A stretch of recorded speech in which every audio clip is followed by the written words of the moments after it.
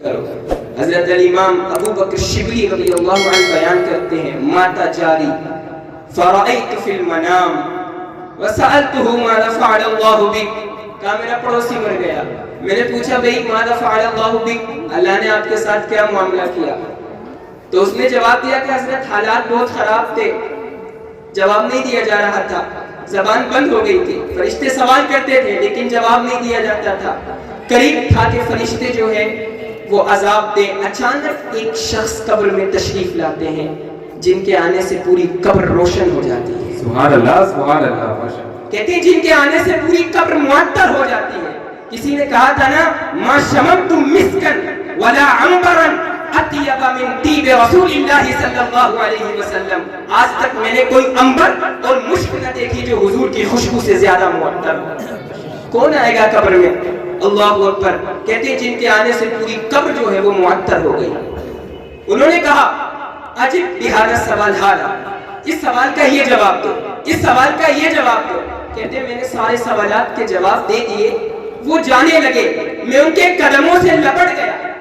میں نے پوچھا آپ بتاتے تو جائیے کہ آپ ہیں کون؟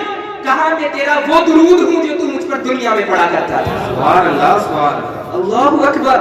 حضور اکرم صلی اللہ علیہ وسلم قبر میں تشریف لاتے ہیں. کس کے لیے تشریف لاتے ہیں؟ جو حضور اکرم صلی اللہ علیہ وسلم پر درود و سلام کی ڈالیاں نچھاور کیا کرتے ہیں. آئیے ان کی بارگاہ میں درود پاک پڑھیں جن کے بارے میں اعلیٰ حضرت مجدد دین و ملت, مجدد مئت ماضیہ, مؤید ملت طاہرہ الشاہ امام محمد رضا خان علیہ الرحمت والرضوان جن کی زبان کے بارے میں بیان کرتے ہیں تو کہتے ہیں وہ زبان جس کو سب کن کی کنجی کہیں اس کی حکومت پہ لاکھ سلام. اللہ اکبر. آؤ اس کی بارگاہ میں درود پاک پڑھیں جن کے لبوں کے بارے میں اعلیٰ حضرت لب کشائی کرتے ہیں تو کہتے ہیں پتلی پتلی گلے قدس کی پتیاں, ان لبوں کی نزاکت پہ لاکھوں سلام. سبحان اللہ, سبحان اللہ. آؤ ان کی بارگاہ میں درود پاک پڑھیں جن کی بارگاہ میں اعلیٰ حضرت الشاہ امام محمد رضا خان اپنے لبوں کو جنبش دیتے ہیں تو کہتے ہیں جس طرف اٹھ گئی دم میں دم آ گیا اس نگاہ عنایت پہ لاکھوں سلام. سبحان اللہ. آؤ اس کی بارگاہ میں درود پاک پڑھے جس کے مبارک ہاتھ کے بارے میں اعلیٰ حضرت کہتے ہیں ہاتھ جس سمت اٹھ گیا غنی کر دیا موجے بحر سخاوت پہ لاکھوں سلام. آؤ کیا ہو گیا تمہیں؟ ان کی بارگاہ میں درود پاک پڑھے. جب اعلیٰ حضرت محشر کا نقشہ کھینچتے ہیں تو کہتے ہیں کاش محشر میں جب ان کی آمد ہو, اور کاش محشر میں جب ان کی آمد ہو, اور بھیجے سب ان کی شوکت پہ لاکھوں سلام. آؤ ان کی بارگاہ میں درود پاک پڑھے جن کے بارے میں میں شعر ہمیشہ پڑھا کرتا ہوں, ہمیشہ پڑھوں گا, ہمیشہ پڑھا کرتا ہوں اور ہمیشہ پڑھتا رہوں گا, جن کے بارے میں اعلیٰ حضرت کہتے ہیں یہ صبا سنک وہ کلی چٹک, یہ زبان چہک لبے جو جھلک, یہ مہک جھلک یہ چمک دھمک, سب اسی کے دم کی بہار ہے. یہ سمن یہ سوسن یا سمن, یہ بنفش سنبل و نسترن, گل سر و لالا بھرا چمن, وہی ایک جلوہ ہزار ہے. وہ نہ تھا تو باغ میں کچھ نہ تھا, وہ نہ ہو تو باغ ہو سب فنا, با ادب جھکا لو سرے ولا کہ میں نام لوں گلو باغ کا, گلے در محمد مصطفیٰ چمن ان کا باغ تیار ہے. سبحان اللہ. نعرہ تکبیر, نعرہ رسالت, علماء اہل سنت زندہ باد, زندہ باد. سبحان اللہ. آئیے درود پاک پڑھتے ہیں. پڑھیے ان کی بارگاہ میں, ایک منٹ رک جائیے, ان کی بارگاہ میں درود پاک پڑھتے ہیں کہ جن کی بارگاہ میں استغفار ہم سب کرتے ہیں, لیکن جب ہم بارگاہ میں اپنا استغفار لے کر آئیں گے, توبہ لے کر آئیں گے, تو ہمارے استغفار کی اہمیت بڑھ جائے گی. اللہ نے کیا کہا فسبح بحمد ربک واستغفر انہ کان توابا. اپنے رب کی تسبیح بیان کرو, اپنے رب کے لیے استغفار کرو, انہ کان توابا, کیونکہ رب جو ہے وہ توبہ کو قبول کرنے والا ہے. لیکن آئیے دوسری آیت کو دیکھیے, اللہ نے کہا استغفار کرو انہ کان توابا, وہ توبہ کو قبول کرنے والا ہے. دوسری آیت دیکھیے, اللہ فرماتا ہے وَلَوْ أَنَّهُمْ إِذْ ظَلَمُوا أَنفُسَهُمْ جَاءُوكَ فَاسْتَغْفَرُوا اللَّهَ وَاسْتَغْفَرَ لَهُمُ الرَّسُولُ لَوَجَدُوا اللَّهَ تَوَّابًا رَحِيمًا. اللہ اکبر. کوئی شخص استغفار کرنا چاہتا ہے, اپنے استغفار کو بارگاہ مصطفیٰ میں لاتا ہے، فاستغفر لهم الرسول، پھر میرے مصطفیٰ اس کے لیے استغفار کرتے ہیں، اللہ کہتا ہے لَوَجَدُوا اللَّهَ تَوَّابًا رَحِيمًا، اب تم یہاں پر اللہ کو تواب بھی پاؤ گے اور رحیم بھی پاؤ گے۔ سبحان اللہ، یہ سبحان مصطفیٰ کا اللہ۔ احساس ہے۔ جاء أعرابي بعد تدفين رسول الله صلى الله عليه وسلم فرمى بنفسه على قبره فحثى من ترابه على رأسه فقال يا رسول الله قلت سمعنا فيما أنزل عليك ولو أنهم إذ ظلموا أنفسهم جاءوك يا رسول الله صلى الله عليه وسلم قد ظلمت على نفسي وجئتك أستغفر الله يا رسول الله صلى الله عليه وسلم فاستغفر لي ذنبي فنودي من قبره صلى الله عليه وسلم غفر ما تقدم من ذنبك اللہ اکبر۔ حضور کی جب تدفین ہو گئی، ایک اعرابی حضور کی بارگاہ میں آیا، حضور کی قبر سے لپٹ گیا، حضور کی قبر کی مبارک مٹی کو اپنے مبارک سر پر ڈالنے لگا اور حضور کی بارگاہ میں عرض کرنے لگا یا رسول اللہ، آپ نے جو تلاوت کیا میں نے سنا، آپ کے اوپر وحی نازل ہوئی وَلَوْ أَنَّهُمْ إِذْ ظَلَمُوا أَنفُسَهُمْ جَاءُوكَ فَاسْتَغْفَرُوا اللَّهَ، یا رسول اللہ میں نے سنا، میں آپ کی بارگاہ میں اپنا استغفار لے کر آیا ہوں، لَقَدْ ظَلَمْتُ عَلَى نَفْسِي، یا رسول اللہ میں نے اپنی جان پر ظلم کر لیا ہے، یا رسول اللہ آپ کی بارگاہ میں آیا ہوں کہ آپ میرے لیے رب کی بارگاہ میں استغفار کریں۔ اللہ اکبر۔ حضور اکرم نور مجسم سیاہ لامکان خضر بے خوباں نازش حد و جہاں حضور صلی اللہ علیہ وسلم کی مبارک قبر سے آواز آتی ہے اے ربی تیرے سارے گناہوں کو معاف کر دیا گیا۔ اللہ اکبر۔ آئیے درود پاک پڑھیے، اللہم صلی علی محمد عدد ما فی علم اللہ صلاة دائمة بتمام ملک اللہ۔ اللہ تعالیٰ قرآن میں ارشاد فرماتا ہے قل ان کنتم تحبون اللہ فاتبعونی یحببکم اللہ۔ محبوب آپ فرما دیجئے اگر تم اللہ تعالیٰ کے محبوب بننا چاہتے ہو تو حضور اکرم صلی اللہ علیہ وسلم کی اتباع کرو۔ پوری دنیا میں کون ہوگا جو یہ نہیں چاہتا ہے کہ وہ اللہ کا پیارا بن جائے؟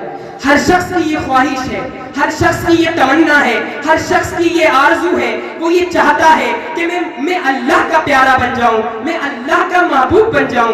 یار کیوں دل میں خواہش نہ ہو، دل میں تمنا کیوں نہ ہو؟ کیونکہ رب کی محبت کے انداز بھی تو نرالے ہیں، رب کے پیار کے انداز بھی تو نرالے ہیں۔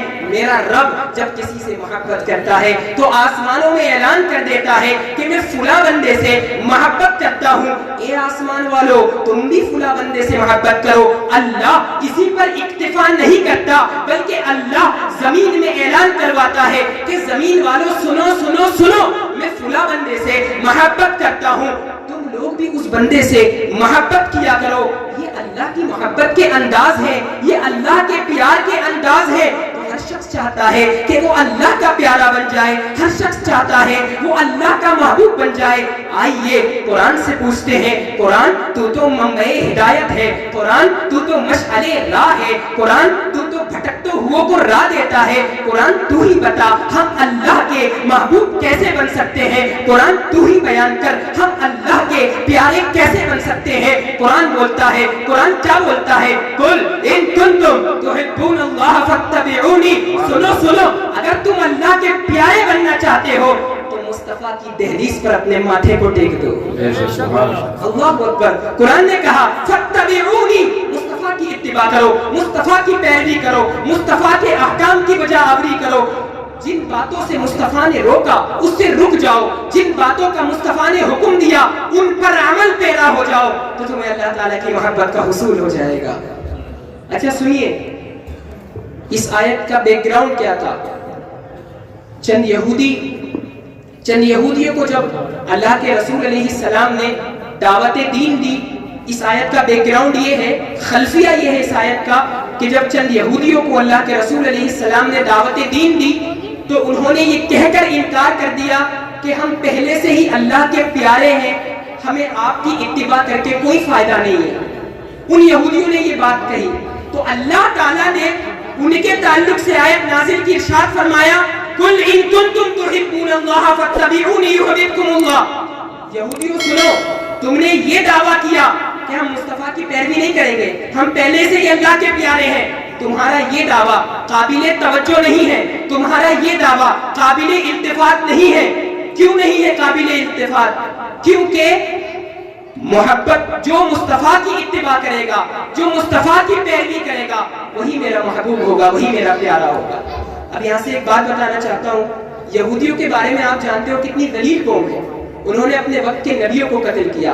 آج دیکھو انہوں نے فلسطین میں کیا ظلم و ستم کیا. ہمارے مسلمان بھائیوں کو مارا اور ان کا خون بہایا، بچوں کو ناحق قتل کیا. یہ وہی یہودی ہیں جو آج فلسطین پر ظلم و ستم کر رہے ہیں. اللہ تعالیٰ ان کو ہلاک فرمائے.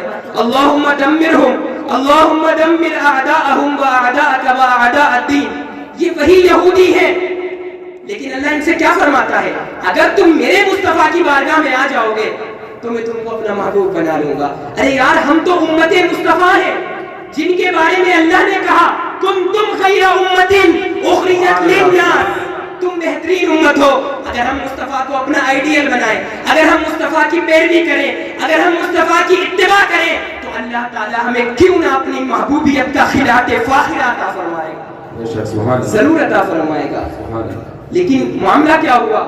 معاملہ یہ ہوا کہ ہم غفلت کے شکار ہو گئے، ہم عیش و عشرت کے شکار ہو گئے، ہم لذات کے شکار ہو گئے، ہم عیش و عشرت کے شکار ہوئے، لذات کے شکار ہوئے. ہمارے ذہن میں فقط مال آیا، ہمارے ذہن میں فقط دولت کا تدبر و تفکر آیا. کاش اگر ہم ان تمام چیزوں کو ختم کر دیتے اور فقط مصطفیٰ کی اتباع اور مصطفیٰ کی پیروی پر اکتفا کرتے تو آج ہمیں بھی اللہ کی محبوبیت کا خلعت فاخرہ سے نواز دیا جاتا. دیکھیے، ایک ہے اتباع، ایک ہے محبت. ختم کرتے ہیں، بس لاسٹ بات ہے. ایک ہے اتباع، ایک ہے محبت. اگر کوئی آدمی اتباع کرے گا تو اس کے لیے ضروری ہے کہ پہلے اسے محبت ہونی چاہیے، کیونکہ ان المحب یطیع الحبیب یطیع المحبوب. اس لیے کہ جو محبت کرنے والا ہوتا ہے وہ اپنے محبوب کی پیروی کرتا ہے. اصل میں کیا ہوتا ہے، محبت جو ہے وہ آدمی کو مجبور کر دیتی ہے اتباع کرنے پر. تو ہمارے لیے اگر ہم حضور کے اتباع کریں گے تو ہمارے لیے ضروری ہے کہ ہم پہلے حضور اکرم صلی اللہ علیہ وسلم سے سچی محبت کریں، سچی محبت کریں. اور حقیقت بھی یہی ہے. حضور اکرم صلی اللہ علیہ وسلم ارشاد فرماتے ہیں، بخاری شریف کی حدیث ہے، لا یؤمن احدکم حتی اکون احب الیہ من والدہ وولدہ والناس اجمعین. حضور نے ارشاد فرمایا تم میں سے کوئی اس وقت تک مومن نہیں ہو سکتا جب تک کہ اپنے والد سے زیادہ، اپنے والدہ سے زیادہ، اپنی اولاد سے زیادہ اور تمام لوگوں سے اس سے محبت نہ کرنے لگے. اللہ اکبر. صحابہ اکرام کو دیکھیے، صحابہ اکرام کس طریقے سے حضور سے محبت کیا کرتے تھے.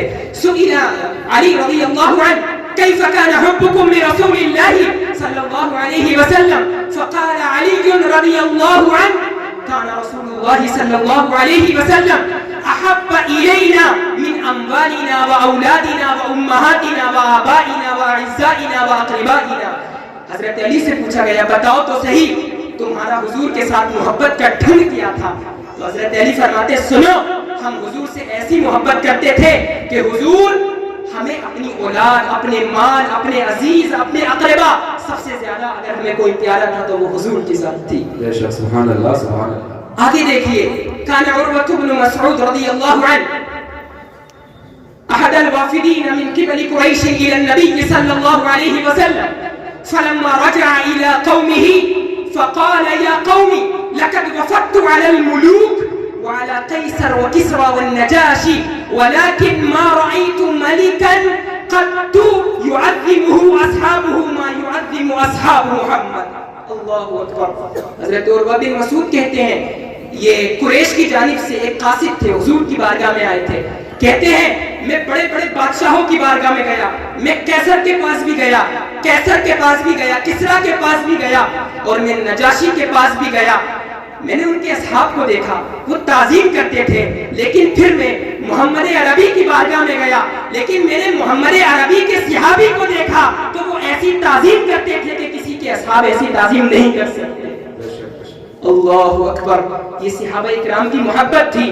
تو ہمیں حضور اکرم صلی اللہ. اچھا ایک بات یہ ہے کہ ہم جو حضور صلی اللہ علیہ وسلم سے آج ہم دنیا والوں پر اپنے دل کو نچھاور کرتے ہیں، خاص کر ہمارے نوجوان یہ تھوڑی سی پوائنٹ کی بات سنیں، آج کل ہم دنیا والوں پر اپنے دل کو نچھاور کرتے ہیں، دنیا والوں پر کر دیتے ہیں. کیوں کرتے ہیں؟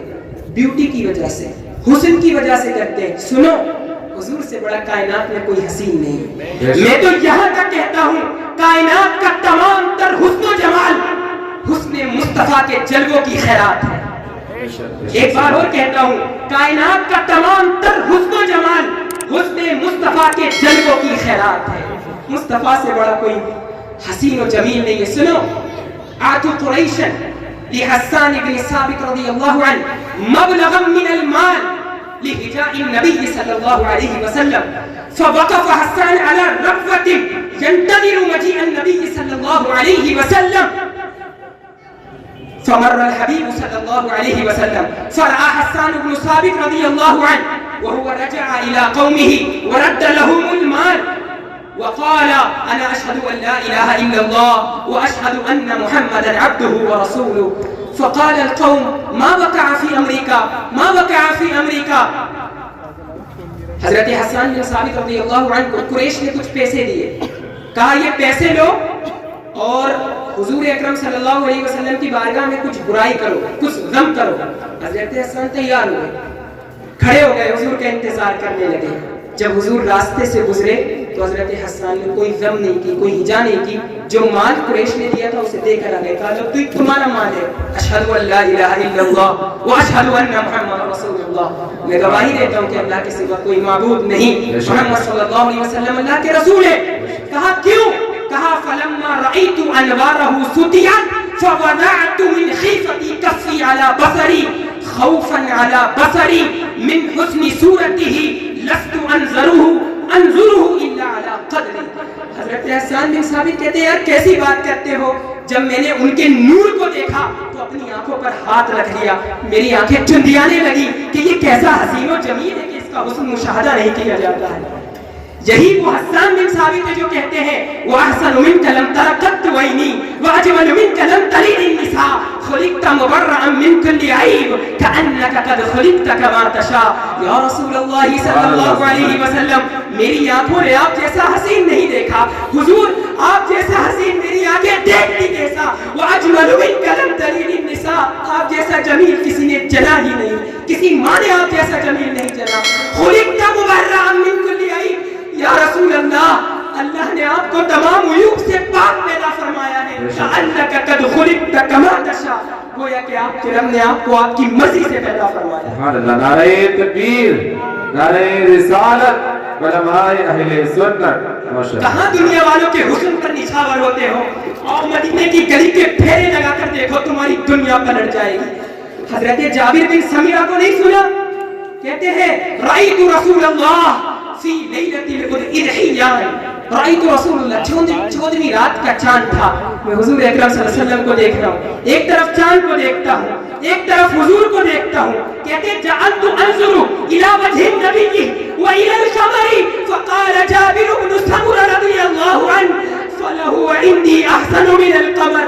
ایک طرف 14ویں رات کا چاند تھا، ایک طرف مصطفیٰ کا چہرہ تھا. حضرت جابر بن سمرہ کہتے ہیں سنو، مصطفیٰ کا چہرہ 14ویں رات کے چاند سے زیادہ چمکدار اور درخشاں نظر آ رہا تھا. یہ میرے مصطفیٰ کا حسن ہے، یہ میرے مصطفیٰ کا جمال ہے. کہاں دنیا والوں پر اپنے دل کو نچھاور کرتے ہو؟ کہتے ہیں حضرت یوسف علیہ السلام کو حضور اکرم صلی اللہ علیہ وسلم کے حسن کے صدقے سے انہیں عطا ہوا. لوگ کہتے ہیں کہ حضرت یوسف علیہ السلام کو دیکھ کر عورتوں نے اپنی انگلیاں کٹائی تھی، حضور کو دیکھ کر تو عورتوں نے اپنی انگلیاں نہیں کٹائی. کیوں نہیں کٹائی؟ حضور فرماتے ہیں جمالی مستور عن اعین الناس غیرۃ من اللہ، غیرۃ من اللہ. اللہ نے میرے جمال کو چھپا رکھا ہے. یار میں کہتا ہوں ادھر حضرت یوسف علیہ السلام کا پورا حسن و جمال ظاہر تھا تو عورتوں نے کیا کٹائی تھی؟ اپنی انگلیاں کٹائی تھی. لیکن مصطفیٰ کا ابھی پورا حسن و جمال ظاہر نہیں ہے بلکہ آدھا ظاہر ہے. جمالی مستور عن اعین الناس غیرۃ من اللہ. تو اعلیٰ حضرت کہتے ہیں حسن یوسف پہ کٹی مصر میں انگشت زنا सर कटाते हैं आपके नाम पे मर्दान अरब। सुभान अल्लाह, सुभान ये अल्लाह। क्या बात करते हो? वहाँ हुस्न पूरा था तो फकत क्या कटी थी? उंगलियां कटी थी। यहाँ पूरा जाहिर भी नहीं है, आधा छुपा रखा है। तो हम जैसे लोग आज भी मुस्तफा पर अपनी जान और अपने माल कुर्बान करने के लिए तैयार बैठे हुए हैं। कहाँ दुनिया वालों पर अपने दिल को निछावर करते हो? आओ हुस्न मुस्तफा के जलवों से लुत्फ अंदोज हो तो तुम्हें पता चलेगा मोहब्बत किसे कहते हैं और इश्क किसे कहते हैं। लास्ट और बात कहता हूँ, जो हुजूर अकरम सल्लल्लाहु अलैहि वसल्लम का सच्चा मुहिब और सच्चा आशिक बन जाता है, वो बस्तियों के रास्तों को छोड़कर आफाकी राहों का मुसाफिर बन जाता है। जो हुजूर का सच्चा मुहिब और हुजूर का सच्चा आशिक बन जाता है, वो मुखालिफतों को छोड़कर जो है वो तरक्की के मराहिल और मनाजिल पर गामज़न होता हुआ नजर आता है। जो हुजूर का सच्चा आशिक होता है वो मुआशरे में से जुल्मतों के बसेरे को खत्म कर कर उजालों का बसेरा कर देता है। इकबाल ने गलत नहीं कहा था, कुव्वते इश्क से हर पस्त को बाला कर दे, घर में मोहम्मद से उजाला कर दे। माशाअल्लाह, क्या सुभान बात करते हो? लोग कहते हैं कोई प्राइम मिनिस्टर बनेगा, लोग उसके हुक्म के मुसख्खर होंगे। किसी के पास माल होगा, गाड़ियां होंगी, दौलत होगी, माल और सरबत के अंबार होंगे तो लोग उसके हुक्म के मुसख्खर होंगे। ये नजरिया बातिल है। नहीं, लोग उसके हुक्म के मुसख्खर होंगे जो मेरे मुस्तफा से मोहब्बत करेगा। कि मोहम्मद से वफा तूने तो हम तेरे हैं, ये जहां चीज है क्या लो हो करम। अस्सलामु अलैकुम व रहमतुल्लाहि व बरकातुहू।